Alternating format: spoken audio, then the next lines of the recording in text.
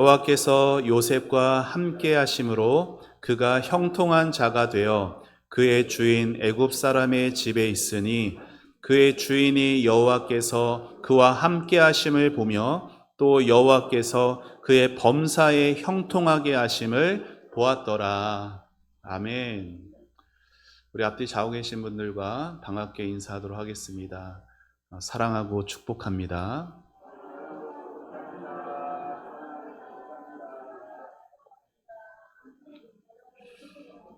네. 우리 한 번만 더 인사하도록 하겠습니다. 형통한 삶 사세요. 인사해볼까요?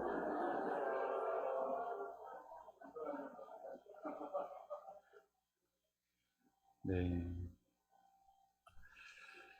여러분은 혹시 머피의 법칙이라는 말을 들어보셨습니까? 머피의 법칙. 하려고 하는 일들이 계속 꼬여가면서 잘 안 되는 그런 현상을 일컬어 머피의 법칙이라고 말하죠. 제가 뭐 지금도 여러분보다는 젊지만 더 젊었을 때 우리나라의 어떤 가수 그룹이 머피의 법칙이라는 그 가요로 큰 인기를 누리기도 했습니다. 그들이 부른 그 가요 가사 내용에 이런 내용이 있었는데 제가 잠시 소개해 드리겠습니다. 오랜만에 꼬질꼬질한 모습으로 동네 목욕탕을 찾은 날은 한 달에 2번 있는 정기 휴일. 꼬질꼬질 지저분한 내 모습, 그녀에게 들키지 말아야지 하면 벌써 저기에서 그녀가 날 어이없이 바라보네. 이렇게 우리 삶에도 이러한 머피의 법칙 같은 일들이 종종 일어납니다. 오랜만에 큰 맘 먹고 비싼 손세차를 멋지게 했는데 그날 밤에 비가 오는 거예요. 그리고 대형마트, 이마트 같은 데서 계산대에 줄을 서면 꼭 내가 선 줄이 가장 늦습니다. 우산을 항상 가지고 다니다가 깜빡 안 들고 간 날에 비가, 소나기가 쏟아집니다. 참 나름 열심히 사는데 하는 일들이 꼬여만 가는 거예요. 이렇게 우리의 뜻과 다른 상황들이 계속될 때 나는 왜 이럴까? 이런 자괴감이 들기도 하죠. 오늘 본문에는 이렇게 꼬일 대로 꼬여버린 인생 살았던 한 사람이 나옵니다. 그 사람은 요셉이에요. 그런데 공교롭게도 성경에는 이 요셉의 삶에 성경에 형통하다는 말이 가장 많이 기록된 삶이 이 요셉의 삶이기도 합니다. 오늘 읽은 본문에도 요셉을 형통하다 하다못해 범사에 형통한 사람이다라고 말하죠. 자, 오늘 본문 우리 다시 한번 같이 읽어볼까요? 시작. 여호와께서 요셉과 함께 하심으로 그가 형통한 자가 되어 그의 주인 애굽 사람의 집에 있으니 그의 주인이 여호와께서 그와 함께 하심을 보며 또 여호와께서 그의 범사에 형통하게 하심을 보았더라. 성경은 분명히 요셉을 뭐라고 말해요? 형통한 자다 말을 합니다. 하지만 우리가 보기에는요, 우리 두 눈을 씻고 봐도 요셉의 삶은 전혀 형통해 보이지 않아요. 오히려 그는 고난을 많이 겪었고요, 상처가 많은 사람이었어요. 그가 얼마나 상처가 많은 사람이었는지 이제 그가 나중에 애굽에서 결혼을 하고 첫 아들을 낳거든요. 여러분, 첫 아들을 낳으면은 이름을 이렇게 예쁘고 귀하게 짓기 마련이잖아요. 그런데 요셉이 자기의 첫 아들을 이름을 뭐라고 지었냐면 므낫세라고 짓습니다. 자, 그 뜻이 어떠한지 우리 창세기 41장 우리 화면 보며 함께 읽어보죠. 시작. 요셉이 그의 장남의 이름을 므낫세라 하였으니 하나님이 내게 내 모든 고난과 내 아버지의 온 집 일을 잊어버리게 하셨다 하미요. 요셉은 결혼해서 첫 아들을 낳은 후에야 지난날의 모든 고난들, 억울함들, 눈물들, 자기가 아버지 집에서 형들에게 받은 상처를 잊어버리게 되었다라고 고백을 해요. 이 말이 무슨 말이에요? 그만큼 인생이 너무 힘들었다라는 거죠. 어렸을 때 17살이었던 자기를 미워해서 죽이려 하고 자기를 노예로 팔아버린 그 형들에 대한 그 분노, 그 버림받은 그 아픔, 고달팠던 외국에서의 그 노예 생활, 오히려 하나님 앞에 죄 안 지으려고 하다가 성폭행범으로 누명을 쓰고 감옥에 갇히는 그 억울함, 감옥 안에서도 그렇게 차디찬 어두운 감옥 안에 갇혀 있었던 그 시절 등 우리가 보기에는 요셉의 삶은 형통과는 전혀 관계가 없어 보입니다. 아니, 오히려 너무 억울하고 원통하고 한많은 인생 같아 보이죠. 우리가 요셉이 형통하다는 말 받아들이기 힘든 이유는 전혀 형통해 보이지 않는데 형통하다고 말하기 때문이에요. 만일 요셉이 아버지 집에서는 그가 어떻게 살았어요? 아버지 야곱이요, 가장 예쁜 채색 옷을 요셉에게만 입혔어요. 왜요? 자기가 가장 사랑하는 라헬의 아들이었기에 요셉을 유독이 사랑했던, 그러니까 아버지 집에서 사랑받았을 때라던가 아니면은 요셉이 높은 총리직에 올랐을 때 성경이 그를 형통했다라고 말한다면 우리는 좀 쉽게 받아들일 것 같습니다. 그런데 성경이 요셉을 형통하다고 할 때는 형들 때문에 팔려서 노예로 있을 때, 종살이하고 있을 때였잖아요. 그리고 또한 억울하게 죄수로 감옥에 갇힐 때, 창세기 39장 맨 끝절 23절에도 감옥에서 요셉이 형통하다라고 말하고 있거든요. 요셉은 아버지 집에서 가장 사랑받는 아들로 대접받다가 하루아침에 노예가 되었고, 보디발 애굽 사람 친위장 노예가 된 그 보디발 집에서도 충성했는데 순결하게 살려고 했는데도 억울한 누명을 뒤집어 쓰고 죄수가 되었어요. 지금 요셉의 상황은 신분으로나 환경으로나 사회적으로도 밑바닥까지 추락한 거거든요. 이렇게 인간적으로 보면 너무나 절망적인데 성경은 형통하다 말합니다. 자, 그러면 성경이 말하는 형통이란 무엇인가 알아야겠죠. 자, 여러분은 형통하면은 어떤 생각이 납니까? 여러분에게 있어서 형통함이다라는 복은 어떤 것이에요? 그죠? 내 삶에 좀 어려움 없는, 그쵸? 좀 평탄한 삶, 내가 준비하고 내가 계획한 것들이 이렇게 순조롭게 잘 이루어지는 삶을 우리는 형통하다 말합니다. 그런데 성경이 말하는 형통이 우리가 생각하는 형통과는 다른 것 같아요.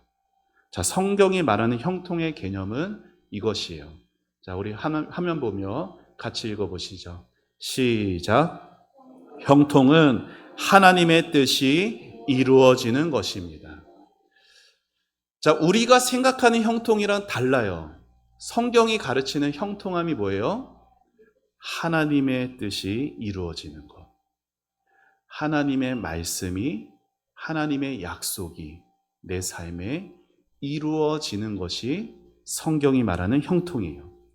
여러분, 형통이라는 이 말이 히브리어로 짜라흐라는 말이거든요.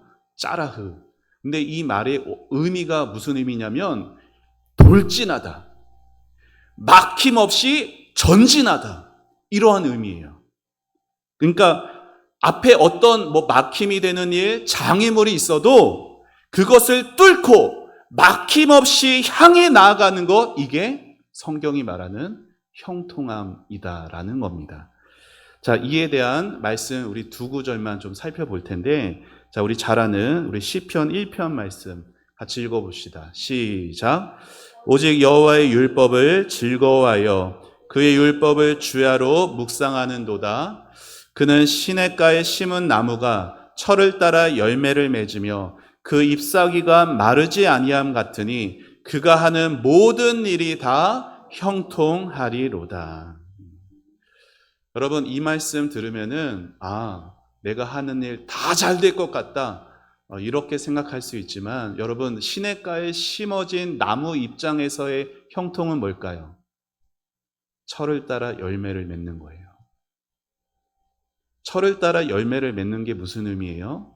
내 삶에 내가 평소에 즐거워하던 하나님의 율법, 내가 주야로 묵상하던 하나님의 그 말씀이 내 삶의 열매로 나타나는 게, 그게 형통한 거예요. 그러니까 시편 1편에서 말하는 형통함은 뭐예요? 하나님의 말씀이 내 삶의 열매로 이루어지는 데에 막힘이 없이 이루어지게 되어진다라는 게 형통함입니다. 자, 우리 하나님 말씀 한 군만 더 보겠습니다. 역대하 26장 5절. 같이 함께 읽어보시죠. 시작. 하나님의 묵시를 밝히 하는 스가랴가 사는 날에 하나님을 찾았고 그가 여호와를 찾을 동안에는 하나님이 형통하게 하셨더라. 여기서 여호와를 찾는 그는, 여기 이 5절에는 나오지 않는데요, 유다의 왕 우시야라는 왕이에요. 유다의 우시야라는 왕이요, 어린 나이에 왕이 됐어요. 16살. 16살 어린 나이에 왕이 된 우시야 곁에 누가 있었냐면, 여기 있는 것처럼 하나님의 묵시라는 게 뭐예요? 하나님이 앞으로 이루실 일들에 대한 약속들, 이게 묵시잖아요. 하나님이 이루실 일들에 대한 약속을 밝히 하는 스가랴는 구약 성경 스가랴서의 그 스가랴는 아닙니다. 자, 이 스가랴라는 하나님의 말씀을 가르치는 선생님이 이 우시야 곁에 있었다는 거예요. 하나님의 말씀에 붙들린 이 스가랴가 우시야 곁에 있는 동안에 스가랴를 통해서 우시야가 하나님의 말씀을 배웠겠죠? 들었겠죠? 하나님의 말씀을 아니까 우시야가 뭐 하는 거예요? 하나님을 찾는 거예요. 하나님을 찾는 동안에 우시야의 삶에 형통함이 임했습니다. 우시야가 하는 모든 일이 다 잘 됐다라는 게 아니라, 하나님의 묵시들, 하나님이 이러이러하게 행할 것이다라는 하나님의 약속들이 우시야의 삶을 통해서 나타나게 되었다라는 거예요. 결국 하나님이 형통하게 하셨다라는 말은 뭐예요? 우리 삶에 하나님의 말씀, 하나님의 뜻이 이루어지는 데에 있어서 어떠한 것도 막힘이 되지 않고 돌진하게 된다. 이게 성경이 말하는 형통함이라는 거죠. 자, 이러한 형통함의 개념을 가지고 다시 요셉의 삶을 보세요. 자, 여러분, 성경이 언제 요셉을 형통하다고 말해요? 아들에서 노예로, 노예에서 죄수로 신분이 바닥을 치고 있을 그때에 형통하다고 말해요. 그러니까 형통은 뭐예요? 그의 신분이 높아지는 것은 아닌 거죠. 요셉이 가장 억울해서 마음이 울분이 토해지고 슬픔이 가득할 때 성경이 그를 형통하다고 말해요. 그러니까 형통은 그냥 심리적으로 기분이 좋아지는 걸 말하는 건 아닌 거예요. 또한 죄수로 감옥에 갇혀 있는 동안에도 그가 형통했다라고 말하는 것을 보니, 형통은 환경의 개선, 내 형편이 나아짐이 형통은 아닌 것이에요. 요셉의 상황이 점점 더 망해가는데도 형통하다고 하기 때문에 하나님이 보시는 형통과 세상이 말하는 형통이 다른 거죠.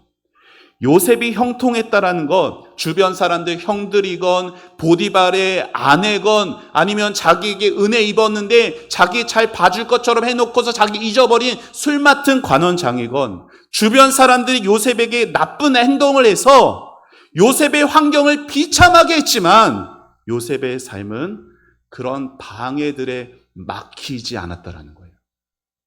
하나님의 약속을 향해, 하나님의 뜻이 이루어지는 것을 향해 거침없이 나아가고 있었다. 이게 성경이 요셉을 향해 말하는 겁니다. 요셉에게 여러 가지 방해 세력들이 있었어요. 그럼에도 요셉을 향한 하나님의 계획, 내가 이스라엘 백성들을 번성할 것이다. 내가 이스라엘 백성들을 지킬 것이고 구원할 것이다. 이러한 하나님의 구원과 하나님의 뜻이 여전히 요셉의 삶에서는 막힘이 되지 않고 나아가고 있었다라는 거예요. 이게 성경이 말하는 형통함입니다. 자, 이 형통함은 마치 사도 바울이 했던 이 고백과도 같은 것으로 저에게도 다가와요. 자, 우리 로마서 8장에 있는 말씀, 자, 읽어보시죠. 시작. 기록된 바 우리가 종일 주를 위하여 죽임을 당하게 되며 도살당할 양같이 여김을 받았나이다 함과 같으니라. 그러나 이 모든 일에 우리를 사랑하시는 이로 말미암아 우리가 넉넉히 이기느니라. 사방이 다 막힌 것 같고 눈앞이 캄캄한 것 같은데도 나를 사랑하시는 이로 말미암아, 나를 사랑하시는 주님이 나와 함께 하심으로 내가 넉넉히 이기느니라. 이게 성경이 말하는 형통함이라는 거예요. 여러분, 우리는 똑똑해서, 그래서 잘 준비해가지고, 아니면 내 주변에 인맥이 좋아서, 어떤 능력이 있어서 형통해지지 않습니다. 형통의 유일한 길은 저를 따라해 보시죠. 하나님이 함께 하시는 것이다. 형통의 유일한 길은 뭐라고요? 하나님이 함께 하시는 거예요. 자, 이 형통의 개념을 가지고 오늘 말씀 다시 읽어보세요. 자, 창세기 39장 2절 3절 다시 읽습니다. 시작. 여호와께서 요셉과 함께 하심으로 그가 형통한 자가 되어 그의 주인 애굽 사람의 집에 있으니 그의 주인이 여호와께서 그와 함께 하심을 보며 또 여호와께서 그의 범사에 형통하게 하심을 보았더라. 아멘. 하나님은 요셉과 함께 하셔서 그가 하는 모든 일을 형통하게 하셨습니다. 요셉이 겪었던 일은요, 요셉을 무너뜨릴 만큼 강한 것이었어요. 여러분 생각해 보세요. 여러분의 가족이 여러분을 팔아서 어디에 노예로 팔아버렸다고 생각해 보세요. 거기서도 억울하게 죄인이 돼가 죄수가 돼가지고 감옥에 갇혔다라고 생각해 보세요. 여러분, 이렇게 그가 얼마나 낙심될 일, 좌절하고 절망할 일들이 많았겠어요. 하지만 하나님이 함께 하시니까, 요셉이 만난 그 억울함들, 그 고난들은 하나님의 뜻이 이루어지는데 아무 문제가 되지 않았다라는 겁니다. 이렇게 하나님이 함께 하시면 문제는 문제가 되지 않아요. 하나님의 함께 하심이 안 보이니까 문제가 하나님보다 커 보이는 거예요. 하나님은 요셉을 괴롭히던 문제들을 오히려 하나님의 뜻을 이루시도록 역전시키셨어요.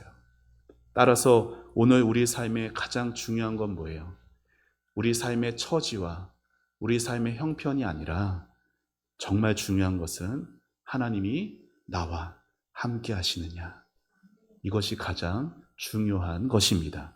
자, 그러면 하나님이 나와 함께 하신다는 거 우리는 어떻게 알 수 있을까요?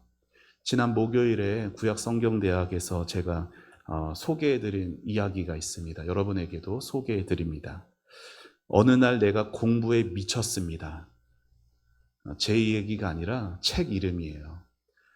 박철범이라는 분이 쓴 책인데요. 이분이 1980년생이에요. 우리 80년생 분들 여기 계시지만 1980년에 부산에서 태어났습니다. 근데 이분이요, 고등학교 1학년 때까지 수학에서 25점을 맞았고요.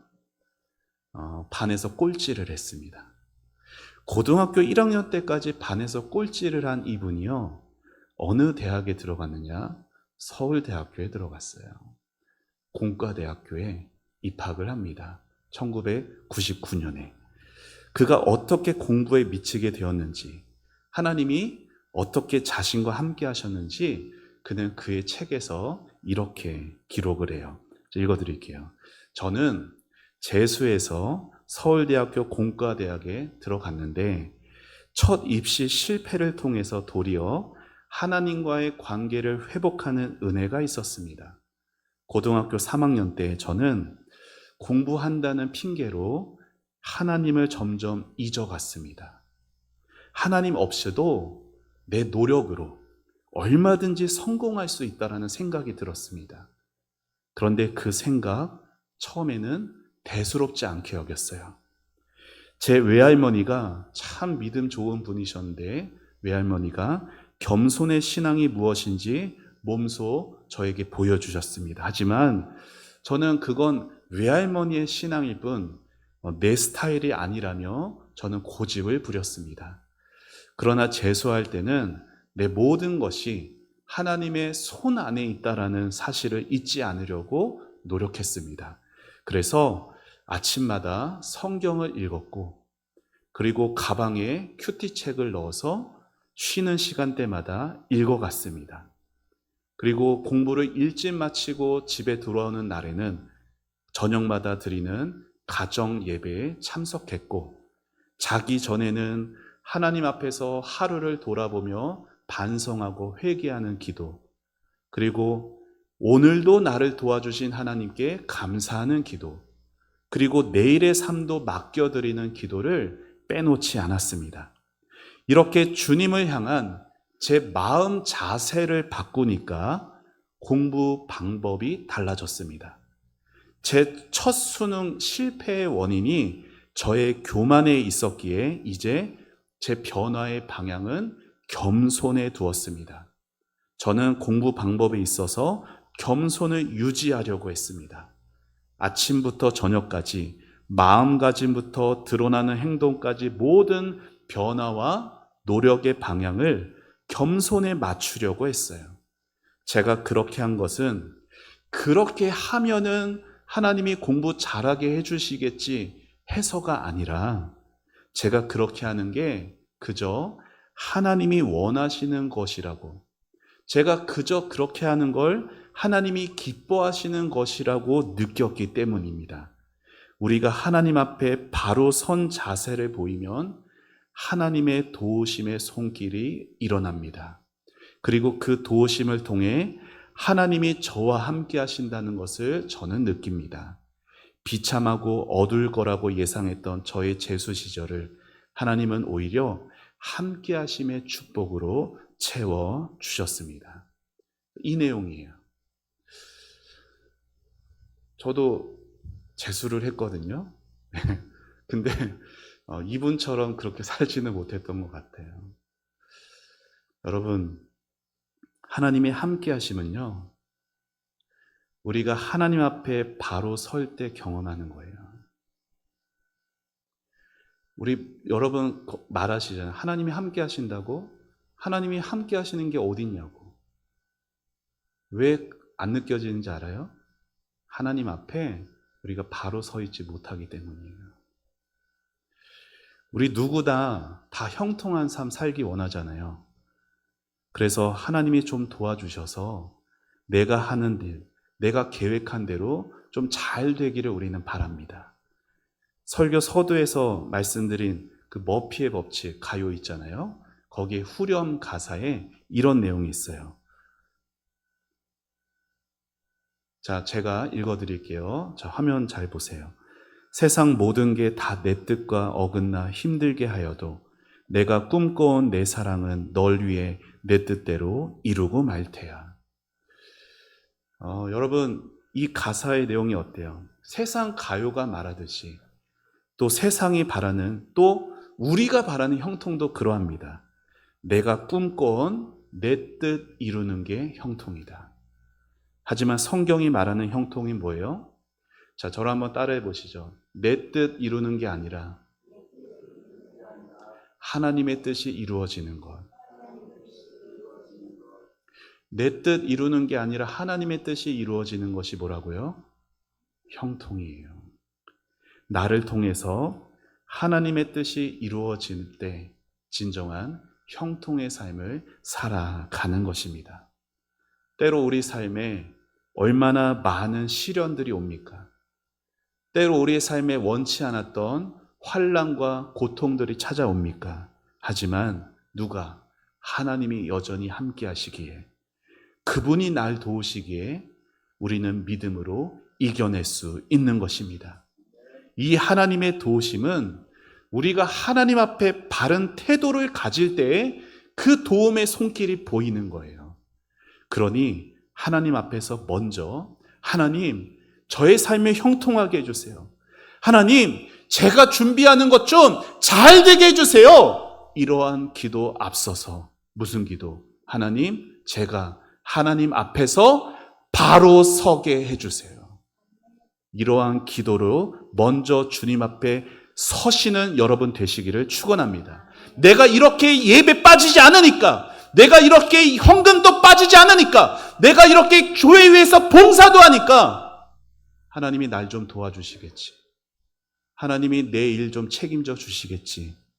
이렇게 하나님과 형통을 거래하는 삶이 아니라 그렇게 하는 것 그저 하나님이 원하셔서, 그저 하나님 앞에 온전한 예배자 되고 싶어서, 그저 하나님이 주신 예물 감격함으로 드리고 싶어서, 그저 우리 사랑하는 초원교회에 부족한 내가 조금이라도 좀 쓰임받고 싶어서, 하나님 앞에 정말 겸손하게 순수하게 그러고 싶어서,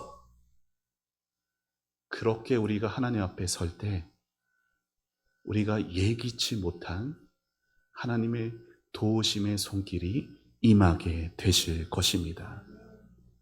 하나님의 도우심의 손길이 보여야 하나님이 함께 하신다는 게 느껴지실 거잖아요. 여러분, 우리가 하나님 앞에 당당해서 온전해서 바로 서는 게 아니라요, 언제나 나를 도우시는 성령님 붙들고 성령님 도움 의지하며 그렇게 서려는 태도와 자세를 가지시라는 거예요. 우리가 그렇게 살아갈 때 하나님의 함께 하시는 형통의 복이 경험되게 되실 겁니다. 형통은 이렇게 얻는 것이에요. 형통하기 위해서 우리에게 필요한 것, 능력도 아니고 재물도 아니라 하나님이 필요합니다. 삶이 어려우십니까? 지금이 하나님을 찾을 때입니다. 모두가 날 떠날 것 같고 모든 상황이 막혀 있는 것 같아도 하나님은 여러분과 여전히 함께 하십니다. 지난주에 말씀드린 것처럼 우리가 아직 죄인 되었을 때, 우리가 하나님과 원수 되었을 때, 우리가 하나님 앞에 아무 기쁨도 되지 못하는 연약할 때 하나님은 먼저 우리를 사랑하셨습니다. 그분이 지금도 우리와 함께 하시는 것이에요. 우리가 하나님 앞에 삐뚤어진 마음으로, 죄를 더 사랑하는 마음으로 달려가고 있기에 하나님의 도우심이 보이지 않는 것뿐이지 하나님이 우리를 한 번도 떠나신 적은 없으십니다. 그러니 하나님 앞에 겸손함으로 하나님을 찾으시기를 바랍니다.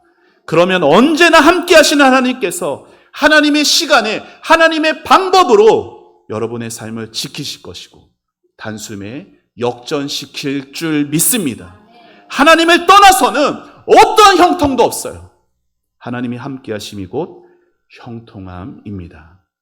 바라기는 눈앞의 상황이 여러분의 마음을 누르고 여러분의 마음을 힘들게 할지라도 주님을 구하고 찾는 기도 포기하지 마시고 모든 것을 알고 계시고 모든 것에 여러분과 함께 하시는 그 주님으로 인해 형통한 삶 살아가게 되시길 우리 예수님의 이름으로 축원합니다.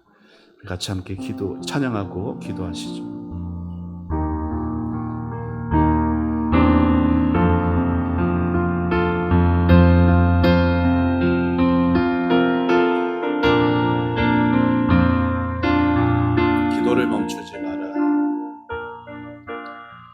기도를 멈추지 마라. 눈앞의 상황이 마음을 눌러도 원망치 마라. 너의 입을 지켜라. 저들은 너의 입을 보고 있다. 마음을 뺏기지 마라. 마음을 뺏기지 마라. 내가 널 도우지 않는단 소리에 너의 모든 게 불리해도 너는 기도를 계속해라.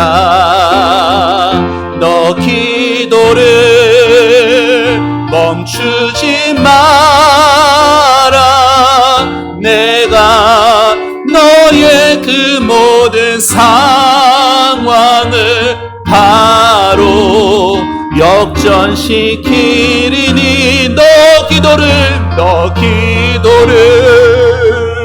멈추지 마라. 내가 잠시도 쉬지 않고 모든 걸 지켜보고 있으니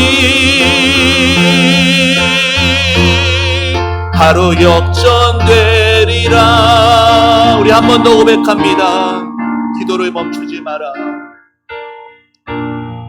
기도를 멈추지 마라.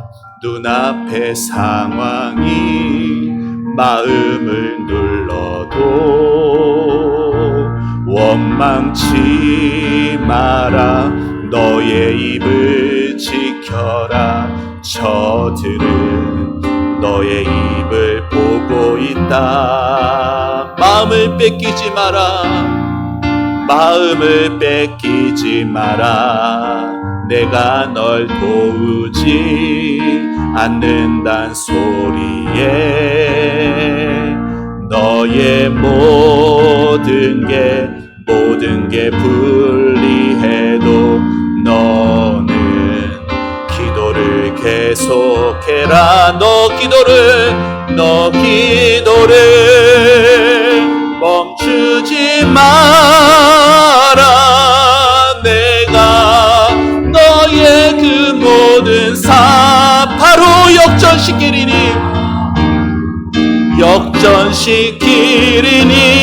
아멘. 너 기도를 멈추지 마라. 내가 잠시도 놓지 않고 모든 걸 지켜보고 있으니 너 기도를 멈추지 마라. 내가 너의 그 모든 상황을 바로 역전시키리니 너 기도를 멈추지 마라. 내가 놓치도 쉬지 않고 모든 걸 지켜보고 있으니 바로 역전되리라. 나는 믿네. 주의 능력으로 내 삶 새롭게 되리. 나는 믿네. 주의 능력으로 담대히 나가리라. 주와 함께 싸워 승리하리라. 날마다 믿음으로 나 살아가리. 내게 허락하신 시련을 통해 나의 믿음 더욱 강하게 자라나고 험한 산과 골짜기 지나는 동안 주께 더 가까이 나를 이끄시네. 내가 겪는 시험이 어렵고 힘겨워도 내 주님보다 크지 않네. 내 앞에 바다가 갈라지지 않으면 주가 나로 바다 위 나는 믿네. 주의 능력으로 내 삶 새롭게 되리. 나는 믿네. 주의 능력으로 담대히 나가리라. 주와 함께 싸워 승리하리라. 날마다 믿음으로 나 살아가리. 시간 우리 말씀 생각하며 기도하길 원합니다.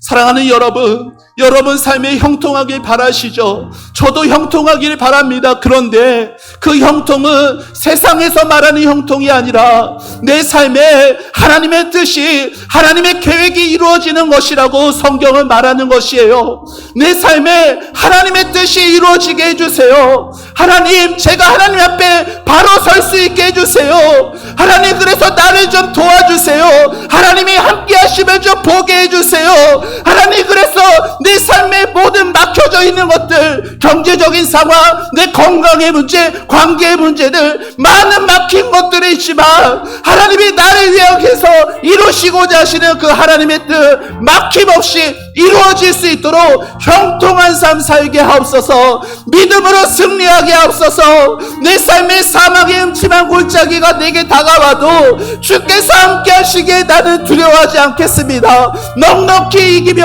믿음으로 승리하겠습니다. 기도를 포기하지 않겠습니다. 주님을 찾고 구하겠습니다. 우리 다 같이 주님의 이름 부르며 기도하며 나아갑시다. 주여!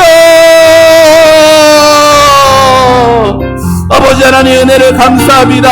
아버지 하나님, 요셉의 삶을 보며 아버지 하나님, 그가 얼마나 힘들고 두렵고 억울하고 아버지 슬픔 가운데 살았지만 참으로 그의 삶이 형통한 삶이었습니다. 아버지 하나님, 주님, 내가 생각하는 형통은 무엇입니까? 아버지 하나님, 참으로 부족하고 티끌 같고 먼지 같은 아버지 나이지만 아버지 나를 통해서도 하나님의 뜻이 이루어지고 하나님의 계획이 이루어지는 형통한 삶 살게 하여 주옵소서. 아버지 하나님, 아버지 사랑하는 우리 성도들, 아버지 기도를 포기하지 않게 하여 주옵소서. 삶이 힘겨워서 아버지 하나님 역해서워서 아버지 사방이 막힌 것 같아서 아버지 하나님, 인생이 너무나 앞으로 어떻게 할지 막막해서 아버지 하나님, 주님 모든 걸 놔버리고 아버지 그렇게 살아가는 인생 되지 않게 하여 주옵소서. 하나님, 여전히 하나님은 나와 함께 하십니다.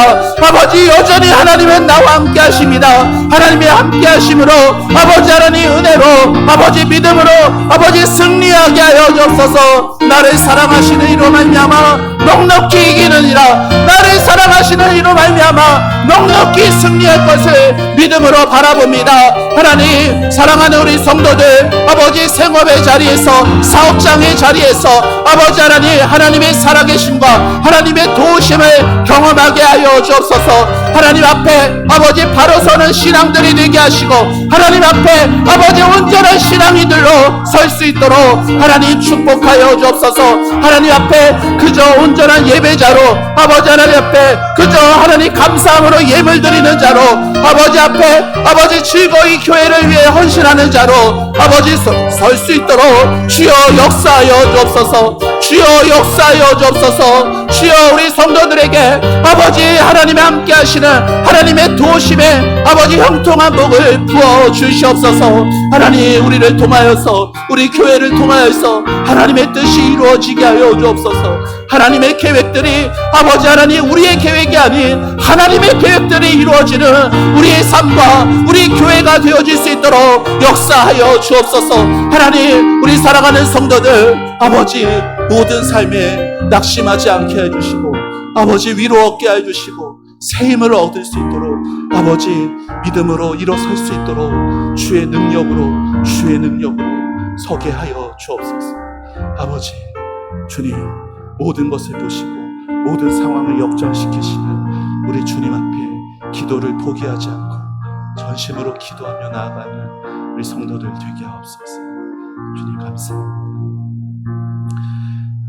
하나님 감사합니다.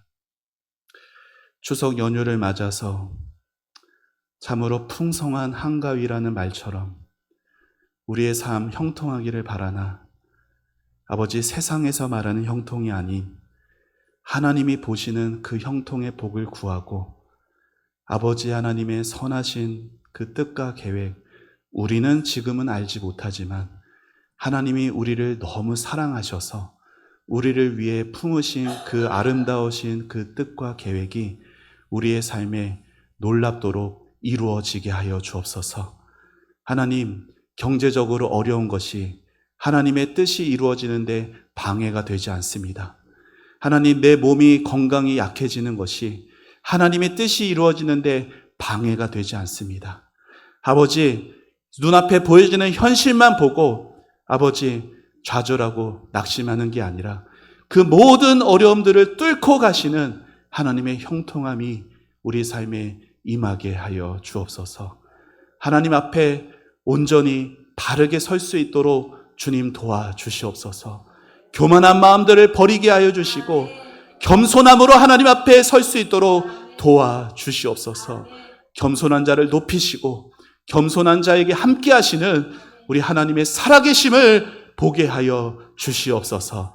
추석 연휴를 맞아서 흩어져 있는 우리 성도들 동일한 은혜로 함께 해 주시고 아버지 하나님, 앞으로 우리가 준비하고 계획하는 모든 일들 위에 아버지 세상의 형통이 아닌 하나님의 형통의 복이 임하게 하여 주시옵소서. 감사드리고 예수님의 이름으로 기도합니다. 아멘.